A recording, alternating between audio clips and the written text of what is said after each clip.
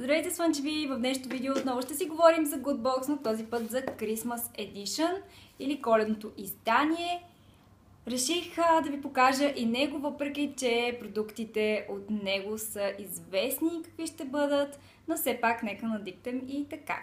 Кутията струва 29,90 без доставката и идва с тази красива празнична опаковка. Много ми харесва как си я направили с тази панделка. И нека видим какво се съдържа в кутията. Отново кутията е захваната много добре с лепенка отстрани, което мен много ми допада. Новият начин на залепване. И в това отношение са доста по-добри, отколкото, например, Льов Люла, които слагат едно тиксо отдолу, което въобще не ми изглежда много професионално и красиво. И в това отношение Goodbox са много внимателни. И много ми допада, че са отбират всеки детайл. И нека да видим какво се съдържа в кутията. Отново, както и вчерашната кутия, която ви показах, има червена опаковка. Първото нещо, което забелязвам, че на гърба на описанието има много готино послание и сега ще ви го прочета какво е.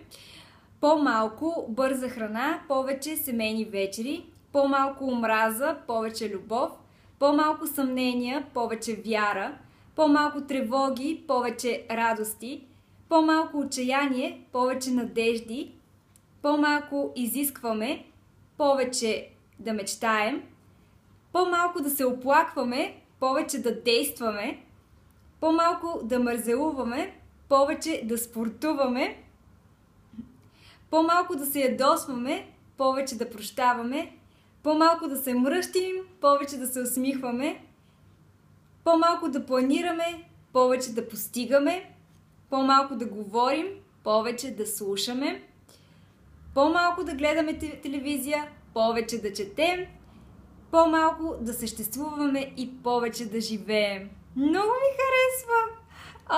Много благодаря Goodbox за това красиво напомняне. Вчера върху гръбчето на Goodbox имаше инициативата за българската Коледа да дарим 1 лев. Днес е това. Много ми харесва, че имат различни инициативи и различни послания на гръбчето на листовката. Много е готино, много готина идея. Браво, Goodbox!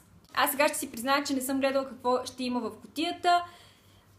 Намерих я вкъщи, поръчана, вече готова и чакаща ме да я отворя. И всъщност бях видяла само, че има някакви продукти на Лавера, но това е. Не се бях заглеждала какво друго ще има в нея. Почваме първо с Natural Cosmetics. В момент да го намерим. Ето, Natural Cosmetics. Ще ви ги давам така в по-близък план, за да ги видите.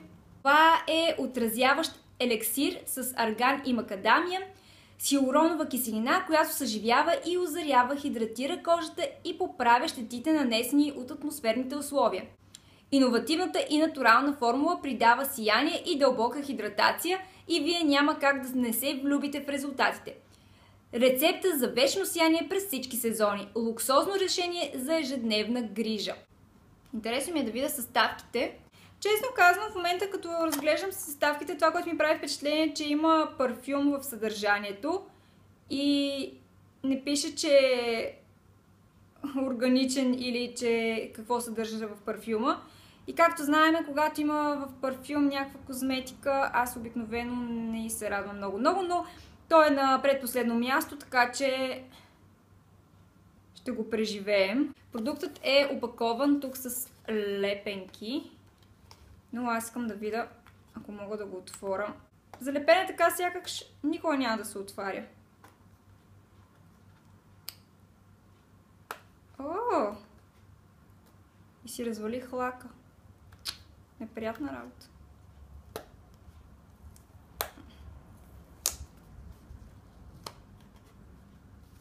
Вау! Това беше трудно.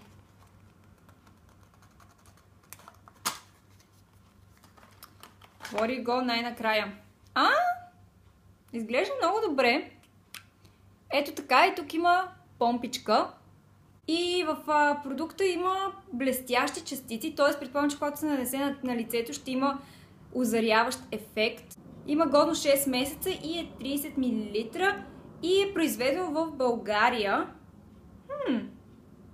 в Пловдив. Но пак казвам, че не ми харесва, че в продукта има парфюм.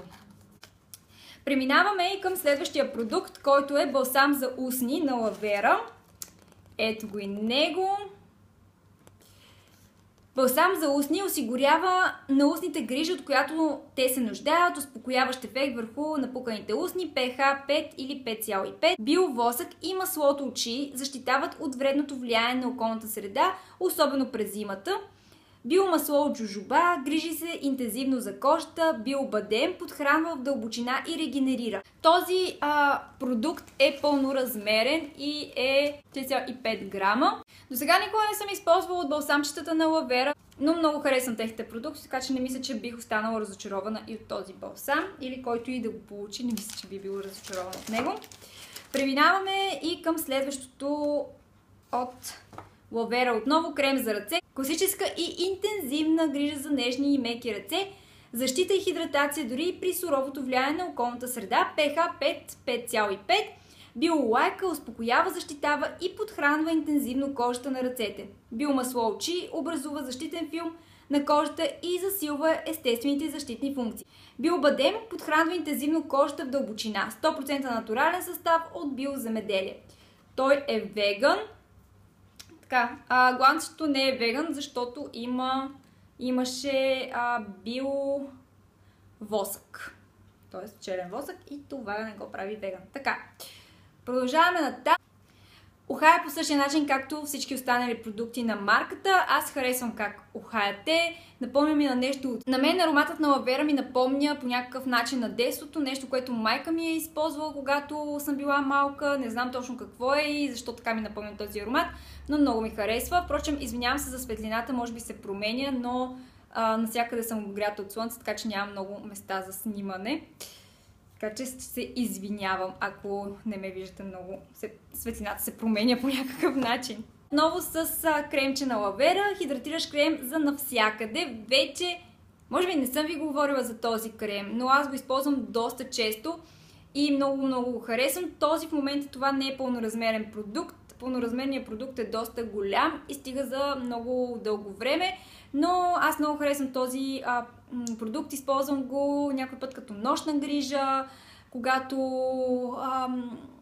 нямам никакъв друг крем под ръка и съм някъде другаде. Той е 25 мл, той е много удобен, когато се пътува.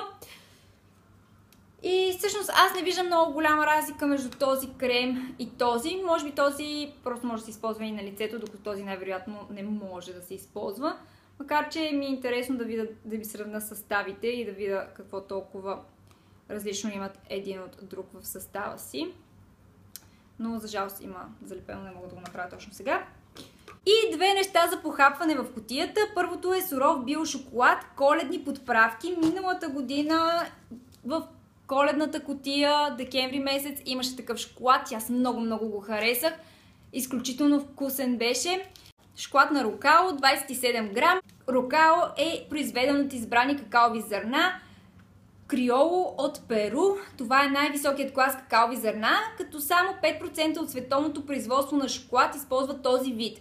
Суров сироп от агаве и супер храни чрез процеси на обработка под 45 градуса, което го прави веган и суров шоколад. Също така е био и запазен натурален вкус. Супер! Аз наистина много харесвам този шоколад и е много вкусен, така че ако го видите някъде и обичате черен шоколад и по-натуралните вкусове на шоколад, ви препоръчвам горещо да го пробвате. Той е с много мънички парченца вътре, е много сладък, т.е. ако искате и обичате да си хапвате, както аз обичам, по много малко шоколад, но по-честичко.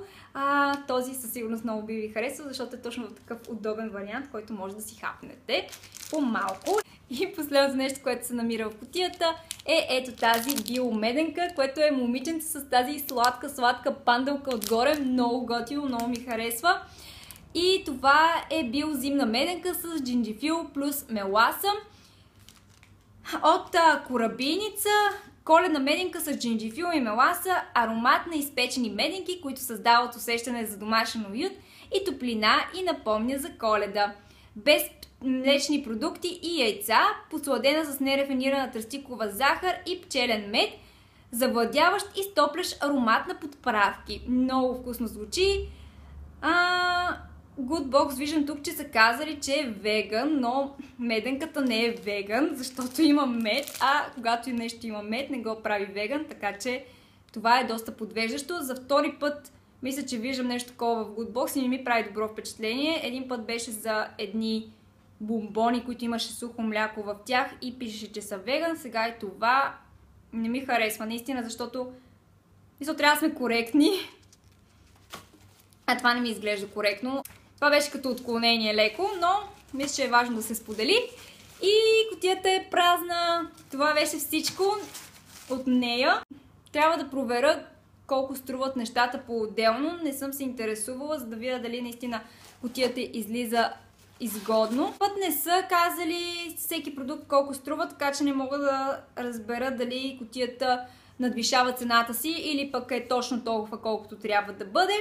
Но както и да е, според мен това е много готин подарък за Коледа и всеки би му се зарадвал. И са продукти, които всеки може да намери приложение, особено тези за похапването със сигурност. Това беше всичко от мен за днес. Надявам се видеото да ви е харесало. Ако е така, не забравяйте да дадете палчета нагоре, да се абонирате за канала, за да не пропускате новите видеа и ще се видим в следващото видео съвсем скоро. Чао и целувки!